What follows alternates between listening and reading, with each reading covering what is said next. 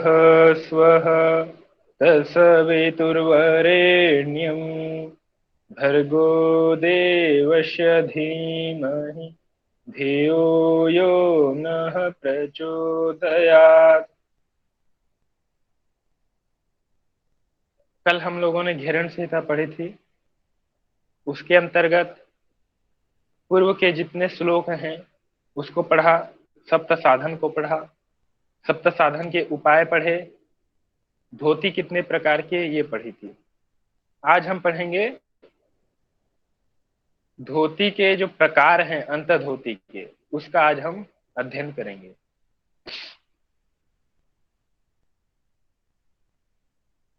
पुस्तक आप लोग के पास है तो आप लोग ओपन कर सकते हैं। मैं पीडीएफ आप लोग को शेयर कर रहा हूँ।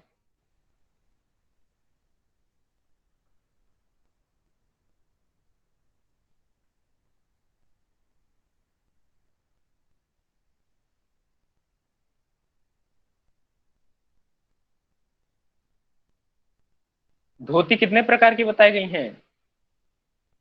4 प्रकार की। सर 4 प्रकार कौन की। कौन सी? अंत अंत धोती, दंत धोती, धोती, दंत हृदय धोती, धोती और हृदय मूल धोती, शोधन। मूल शोधन। बहुत बढ़िया। अंत धोती, दंत धोती, हृद धोती, मूल शोधनम, धोतिम चतुर्विधां कृत्वा घटम कुर्वन्ति निर्मलम। ये 4 प्रकार की धोती बताई, अंत धोती, दंत धोती, हृद धोती और मूल शोधन। मूल शोधन। ये जो 4 प्रकार की धोती है हमारे शरीर की शुद्धि करती हैं। घटम कुर्वन्ति निर्मलम। आज हम अध्ययन करेंगे अंत धोती के विषय में। अंत धोती क्या है? तो अंत धोती भी 4 प्रकार की हैं। वातसारम, वारिशारम, बन्हीशारम, बहिष्कृतम, घटस्य निर्मलार्थाय अंत धोते चतुर्विधा। 4 प्रकार की अंत धोती बताई, वातसार, वारिशार, बन्हीसार और बहिष्कृत। तो वातसार क्या है इसके विषय में आज हम अध्ययन करेंगे। देखिए, वातसार अंत धोती। काकचंचुवदासेन पिबेद वायुं शनैः शनैः, चालयेत् उदरं पश्चात् ऊर्ध्वमना रेचयेत् शनैः। इसकी क्या विधि है इसके विषय में बता रहे हैं।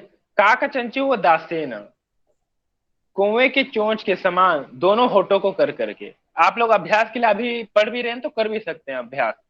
ठीक है, मैं विधि बताते जा रहा हूं। आप लोग इच्छुक है तो जैसे बैठे किसी भी एक सुखद आसन में बैठ करके इसका प्रयोग भी कर सकते हैं। किसी भी एक सुविधाजनक आसन में बैठ करके कुएं की चोंच के समान दोनों होठों को कर लें ना, जिसे काकी मुद्रा भी कहते हैं। तो उसके बाद क्या करना है? विवेद वायु शनैः शनैः, धीरे धीरे वायु को पान करना है, पीना है। कुएं की चोंच के समान रखा, इस प्रकार वायु को अंदर ग्रहण करिए। मुख के कुएं की चोंच के समान मुख रहेगा, होठे रहेंगी, और उसी के माध्यम से धीरे धीरे आपको वायु को पीना है। फिर कह रहे हैं पूर्ण रूप से पान करके। जब वो ऐसा लगेगा कि आपका पेट भर गया, पूर्ण रूप से आप जब पान कर लेंगे, फिर वहां क्या करना है? उदर का संचालन करना है, पेट को चलाना है। चालयत उदरम पश्चात, उसके बाद क्या करना है? उदर का संचालन करना है, पेट को चलाना है। और फिर उसी वायु को ऊर्ध्वमना रेचेस नहीं, फिर धीरे धीरे ऊपर से उस वायु को बाहर निकाल देना है। ऊपर से मतलब ऊपर में 2 अंग आते हैं, नाक और मुंह। दोनों के माध्यम से आप वायु को बाहर निकाल सकते हैं। ऐसा यहाँ पर कोई मेंशन नहीं है पूरी व्याख्या में कहीं पर भी कि आपको मुख से निकालना है या नाक से निकालना है। प्रयास तो आप नाक से निकालने का करेंगे। यदि नाक से निकलने में कोई कठिनाई होती है तो मुख के माध्यम से निकाल सकते हैं वायु को। ये इसकी विधि है। तो आप लोग यदि प्रयोग करना चाहें तो एक बार इसका प्रयोग भी कर सकते हैं, तो ये विधि आप लोग को याद भी रह जाएगी। किसी भी सुखद आसन में बैठ करके कौवे की चोंच के समान दोनों होठों को कर लीजिए। काकी मुद्रा लगाकर धीरे धीरे वायु का पान करेंगे। मैं करती हूँ।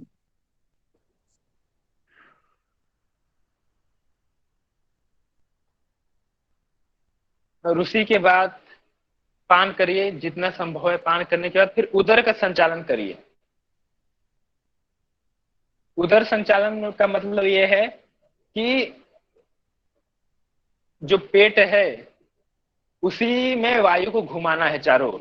तो इससे क्या होगा, जितनी दूषित वायु है वो फिर क्या होता है ना, पे, पेट की जितनी दूषित वायु है वो उससे से युक्त होकर के वो फिर ऊपरी अंगों से बाहर निकल जाएगी। उधर का संचालन करने के बाद फिर उसको मुख के माध्यम से या नासिका के माध्यम से बाहर निकाल दीजिए। यही वातसार अंतर्धोती है। वात मतलब वायु, सार मतलब तत्व। वायु के माध्यम से आपके अंदर की शुद्धि हो रही है, जिस क्रिया के माध्यम से वो क्या हो गई, वातसार अंतर्धोती। अंतर्धोती मतलब आंतरिक शुद्धि, वायु के माध्यम से आपके आंतरिक अंगों की शुद्धि। ज्यादा विशेष आपको इसको और डिटेल में जाना है तो आप लोग स्वयं इसकी व्याख्या पढ़ सकते हैं, बहुत विस्तार से इसका पूरा वर्णन किया गया है। किसी सुविधाजनक आसन में बैठे, काकी मुद्रा लगाएं, जो कुछ है इसको आप डिटेल्स में अध्ययन कर सकते हैं। सार रूप में मैंने आपको इसका विधि विधान बता दिया है। अब इसका लाभ क्या है, तो कह रहे हैं वातसारम परम गोप्यम देह निर्मल कारकम सर्वरोग क्षयकरम देहानल विवर्धकम। कह रहे हैं ये जो वातसार अंतर्धोती है ये परम गोपनीय है और देह निर्मल कारकम शरीर का शुद्धिकरण करने वाली है, सर्वरोग क्षयकरम सभी रोगों का नाश भी करने वाली है, और देहानल विवर्धकम जो देह शरीर की जो जठराग्नि है उसको ये प्रदीप्त करती है, तीव्र बनाती है।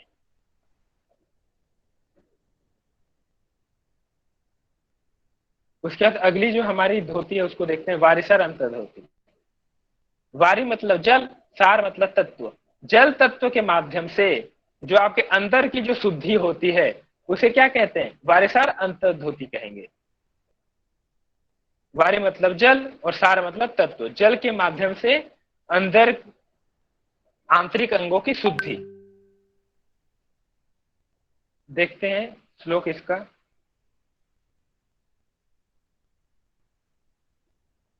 इसमें कहा आकंठम पूरे द्वारे वक्त्रेण च पिवेशनैः चालयत उदरेणैव चोदरात् रेचेत अधः। मतलब क्या कह रहे हैं, आकंठम पूरे द्वारे, पूरे विधि विधान से इसकी बात करें तो 5 से 6 लीटर आपको जल लेना है।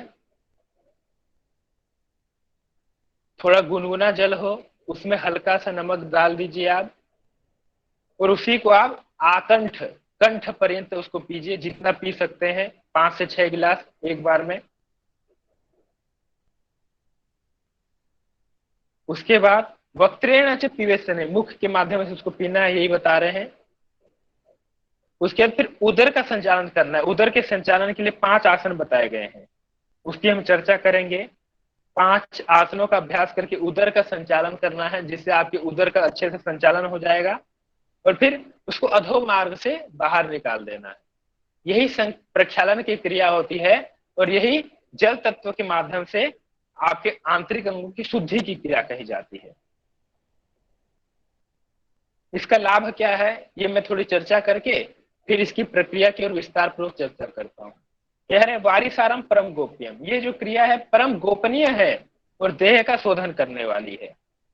साधयत प्रयत्नेन देव देहम प्रपद्यते, इसको साधित प्रयत्नेन धीरे धीरे इसका अभ्यास करना चाहिए, जिससे क्या होता है, देव देहम देवताओं के शरीर की प्राप्ति हो जाती है। इतनी चमत्कारी क्रिया, इस क्रिया के माध्यम से क्या होगा, आपका शरीर देव तुल्य हो जाएगा। इतनी चमत्कारी क्रिया है।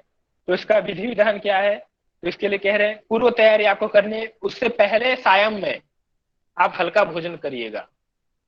जिस दिन आप ये क्रिया करने जाएंगे उससे पहली रात्रि में आपको हल्का भोजन करना है। खिचड़ी आदि खा ले तो सर्वश्रेष्ठ है।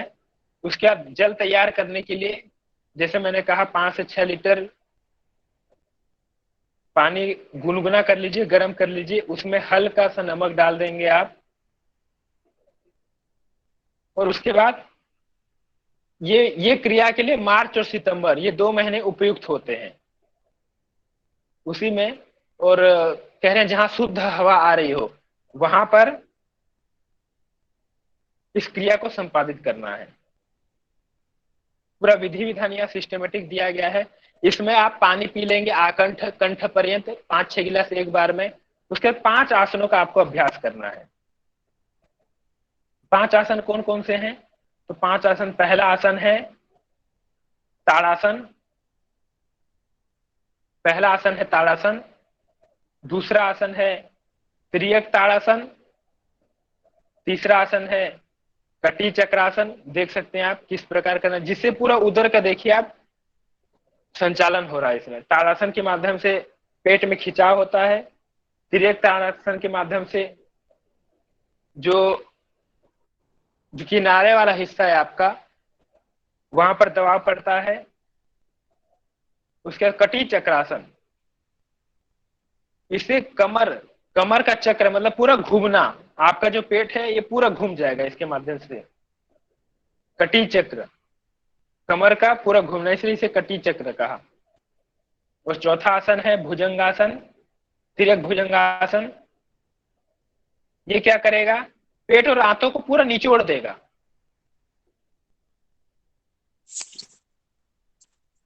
और उसके बाद अंतिम है उद्राकर्षासन। ये 5 आसनों का अभ्यास करना है। और उसके बाद फिर आप जब प्रेशर बनेगा तो सोच के लिए जाना है। इसी प्रकार आप कंटिन्यू यही क्रियाएं करते रहेंगे जब तक आप जैसा पानी पी रहे हैं वैसा पानी बाहर न निकल जाए, तब तक ये क्रिया करनी है। इसे पूर्ण संघ प्रक्षालन कहते हैं। और अर्ध संघ प्रक्षालन क्या होता है? जैसा पानी आप पी रहे हैं और कुछ मात्रा में मतलब थोड़ा बहुत उसी मात्रा में निकल रहा है तो उसको अर्ध संघ प्रक्षालन कहेंगे। कम से कम 6 से 8 बार आपकी क्रिया हो जाएगी, आप सोच जाके आ जाएंगे तो अर्ध संघ प्रक्षालन होता है। और 12 बार में पूर्ण संघ प्रक्षालन हो जाता है। व्यक्ति के ऊपर डिपेंड है। जिसका शरीर ज्यादा शुद्ध होगा तो उनकी कम बार में ही पूर्ण संघ प्रक्षालन हो जाता है। इसका आप ध्यान रखें, जैसा पानी आप पी रहे हैं वैसा जब बाहर निकल जाए तो आप सोचिए आपका पूर्ण संघ प्रक्षालन हो गया है। इस क्रिया को करने के बाद 2 क्रियाएं और करनी है, कुंजल और नेति। कुंजल क्या है? कुंजल में आप जल्दी जल्दी पूरा पानी पी लेंगे और उसके बाद वमन करेंगे, बाहर निकाल देंगे पानी को, तो ये कुंजल क्रिया हो जाएगी। और नेति, जल नेति, इससे कहीं भी आपके ऊपर अंग में कहीं कोई दिक्कत हो या कुछ फंस गया हो तो फिर वो बाहर निकल जाता है। कफ आदि की समस्या दूर हो जाती है जल नेति के माध्यम से। तो ये 2 क्रियाएं उसके बाद आप पूर्ण करेंगे तो आपकी जो संघ प्रक्षालन की क्रिया है, जो वारिसार शुद्धि की जो क्रिया है, ये पूर्ण मानी जाएगी। उसके बाद आपको 45 मिनट तक विश्राम करना है। फिर 7 दिन तक आपको हल्का भोजन लेना है जिसमें घी की पूर्ण मात्रा होगी, क्योंकि आपने पूरा शरीर शुद्ध कर दिया। शरीर में एकदम जो आपका जितने भी मतलब जो अराजक तत्व थे वो सब बाहर निकल गए जल के माध्यम से, जितना आपने शुद्ध किया। तो अब शरीर को चिकनाई करने के लिए घी की पर्याप्त मात्रा में आप खिचड़ी बनाएंगे, जो एकदम मतलब तरल होगी खिचड़ी, ज्यादा कठिन नहीं करनी है, एकदम तरल खिचड़ी बनानी है। और उसमें घी की पर्याप्त मात्रा देना है। जैसे यहाँ का चावल और मूंग की धुली डाल की खिचड़ी बनाई जाएगी, पूरा विधि विधान याद दिया गया है। और घी उसमें पर्याप्त डालना है, ठीक है। इस प्रकार पूरे आंतों में वो चिपक जाएगा, चिकनाई हो जाएगी। और उसके बाद आपको जब क्रिया करके आएंगे तब 45 मिनट विश्राम करिए। उसके बाद खिचड़ी, घी से युक्त खिचड़ी आपको सेवन करना है। और जो विरुद्ध आहार है उसका सेवन नहीं करना है 7 दिन तक। दूध से बनी चीजें, मलाई, मक्खन, चाय, कॉफी, नींबू, फल, पान, बीड़ी, सिगरेट, इन सब चीजों का आपको 7 दिन तक त्याग कर देना है। अर्ध संघ प्रक्षालन करते हैं तो 3 दिन तक, और पूर्ण संघ प्रक्षालन करते हैं तो 7 दिन तक ये सब चीजों का त्याग कर देना है। तब देखिए आपका जो शरीर है वाकई में जो दिव्य देह कहा उसकी आपके शरीर को प्राप्ति हो जाएगी। और ज्यादा विस्तृत जानकारी के लिए पूरा आप इसको डिटेल्स पढ़ सकते हैं। तीसरी है अग्निसार क्रिया। अग्निसार क्रिया क्या है? इसमें कहा नाभि ग्रंथि मेरु पृष्ठे शतवारम चकार। अग्नि तत्व के माध्यम से आप जो शरीर की शुद्धि कर रहे हैं, आंतरिक अंगों की शुद्धि कर रहे हैं, उसे उसे कह रहे हैं अग्निसार क्रिया। इसकी विधि क्या है? तो कहा नाभि ग्रंथि मेरु पृष्ठे शतवारम चकारयेत्। जो आपकी नाभि ग्रंथि है उसको क्या करना है? मेरु पृष्ठे, जो आपका मेरु मतलब पीठ वाला जो भाग है, उसमें एकदम बार बार उसमें धक्का लगेगा। शतवारम, आगे पीछे होकर उसमें बार बार धक्का लगेगा। इस प्रकार क्रिया करनी है। ये अग्निसारम यम धोती है, क्या अग्निसार की धोती है और योगियों को सिद्धि प्रदान करने वाली है। और पूरे सिस्टमेटिक इसकी विधि विधान की चर्चा करें हम, तो आपको क्या करना है? किसी भी एक सुखद आसन में बैठ जाना है। पद्मासन, अर्ध पद्मासन, सिद्धासन, कोई भी आसन हो सकता है। उस आसन में बैठ करके देखिए यहां पर किस प्रकार क्रिया की जा रही है। थोड़ा गले को नीचे झुका करके जीभ को बाहर निकालना है और पहले मुंह से पूरी वायु को बाहर निकाल देना है। श्वास को पूरा बाहर निकाल देंगे मुख के माध्यम से, जिससे पूरी वायु जो है बाहर निकल आएगी।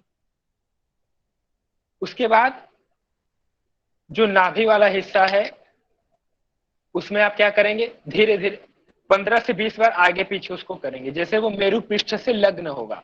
ऐसे पूरी श्वास निकाल दी, आगे पीछे आपका होते रहेगा। अग्निसार क्रिया बार बार पेट आगे पीछे करेंगे तो शतवारम कहा ना, मेरु श्लोक में कहा, श्लोक में यहां देखेंगे नाभि ग्रंथि मेरु पृष्ठे शतवारम चकारेत।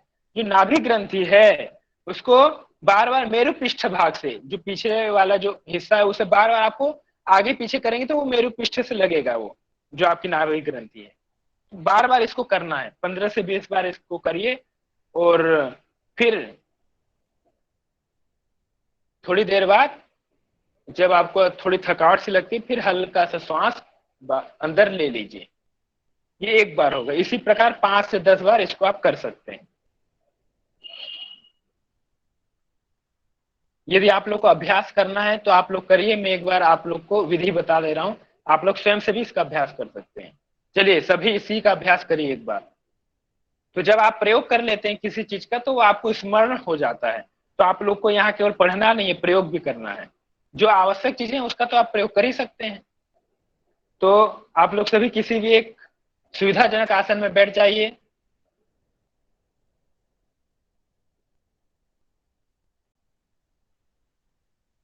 थोड़ा सा गर्दन झुका लेंगे सामने की ओर, जीभ बाहर, और पूरी श्वास को बाहर छोड़िए मुख के माध्यम से। उसके बाद मुख बंद करके गर्दन पूरी झुका लेंगे इस प्रकार, देखिए। और पेट को अंदर बाहर करिए 15 से 20 बार करिए।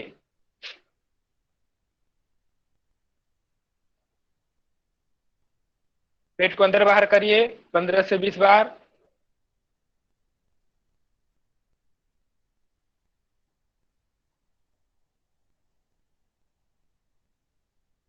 जल्दी जल्दी करना है, श्वास को रोक करके पेट को जल्दी जल्दी अंदर बाहर करना है। अब उसके बाद आप धीरे से फिर श्वास अंदर ले लेंगे।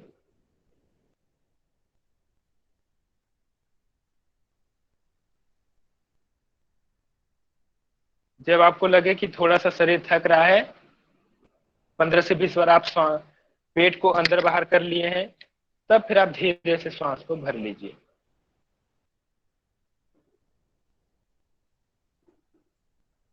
ये कौन सी क्रिया है? अग्निसार क्रिया है। अग्नि तत्व का शोधन करने वाली क्रिया है। इसका अभ्यास आपको ध्यान रखना है कि गुरु के निर्देशन में करना है। इसको 5 से 10 बार आप अभ्यास कर सकते हैं। इससे क्या होता है, तुरंत जो है अग्नि तत्व आपका प्रज्वलित होगा। इसमें विशेष रूप से ध्यान ये रखना कि हृदय रोग, उच्च रक्तचाप, पेट अमाशय में नासुर, हार्निया, दमा आदि से पीड़ित लोगों को ये क्रिया नहीं करनी है। और एक अच्छे गुरु के मार्गदर्शन में ही ये क्रिया करें, ठीक है। इससे आपका जो उदरस्थ जितने भी अंग है वे मजबूत हो जाएंगे और जठराग्नि भी आपकी प्रदीप्त हो जाएगी और पाचन संस्थान से संबंधित जितने भी रोग हैं, कब्ज, पित्त, वायु प्रकोप, अल्सर, हर्निया, ये सब दूर हो जाएंगे और इससे आपका नाभि चक्र का जागरण भी होगा। अब जो अंतर्धोती की जो अंतिम क्रिया है वो है बहिष्कृत अंतर्धोती। बहिष्कृत अंतर्धोती क्या है? इसी में भी काकी मुद्राम शोधयित्वा पूरयत उदरम मरोत। काकी मुद्रा, जो पहले मैंने कहा कुएं की चोंच के समान दोनों होठों को करके आपको वायु का पान करना है। फिर इसका उदर में संचालन करेंगे, धारित अर्धयामम, तो इसका उदर में संचालन करेंगे। कितने घंटे तक इसको उदर में रखेंगे? तो कहा 1.5 घंटे तक, आधा प्रहर। एक प्रहर होता है 3 घंटे का और इसको रखना है आधा प्रहर, मतलब 1.5 घंटे तक इसको उदर में ही रखना है। ये बहुत कठिन क्रिया है, मतलब 1.5 घंटे तक आप किसी वायु को ग्रहण करके रख पाए, आप सोचिए कितनी कठिन क्रिया है। सबसे अधिक कठिन क्रिया माना गया है इसे। श्वास लेना कठिन नहीं है, श्वास को तो आप भर लेंगे, लेकिन इसको पेट में 1.5 घंटे तक रखना और उसको अपने नियंत्रण में रखना, ये बड़ी बात है। तो इसको 1.5 घंटे तक अपने नियंत्रण में रख करके फिर अधो मार्ग से इसको बाहर निकाल देना है। इसे ही बहिष्कृत अंतर्धोती कहते हैं और इसे परम गोपनीय कहा और किसी को नहीं बताना चाहिए, ऐसा भी यहाँ कह रहे हैं। तो इसका आप अभ्यास कर सकते हैं, कम से कम आरंभ में तो आप जितना देर रख पाए उतना देर रखिए। अंतिम परिणति इसकी 1.5 घंटे तक है। आप प्रयास करिएगा कि धीरे धीरे धीरे धीरे समय बढ़ाते बढ़ाते ये 1.5 घंटे तक आप इसको रोक पाए। इसका अभ्यास करना है। शुरू में 5 मिनट, 10 मिनट, 15 मिनट, 20 मिनट, फिर इसको आप धीरे धीरे बढ़ाते हुए 1.5 घंटे तक अंतिम में रोकना है। तो एक बार इसका आप प्रयास करिए। चलिए, काकी मुद्रा लगा करके वायु को पेट में भरेंगे,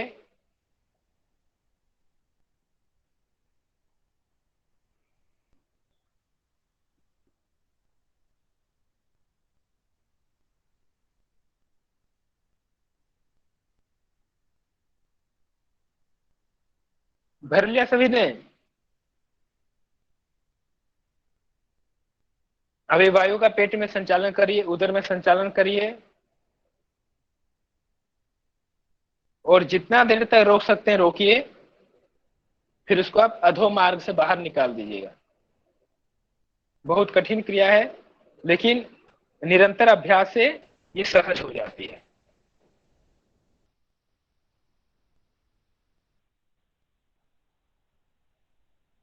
इस क्रिया के माध्यम से क्या है,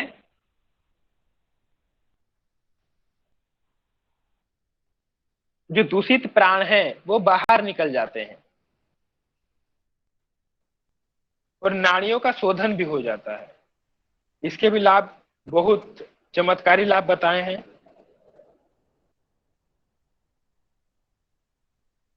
मतलब जो वायु आपके शरीर में अटकी हुई है, तो ये क्रिया के माध्यम से आपकी वायु बाहर निकल जाएगी।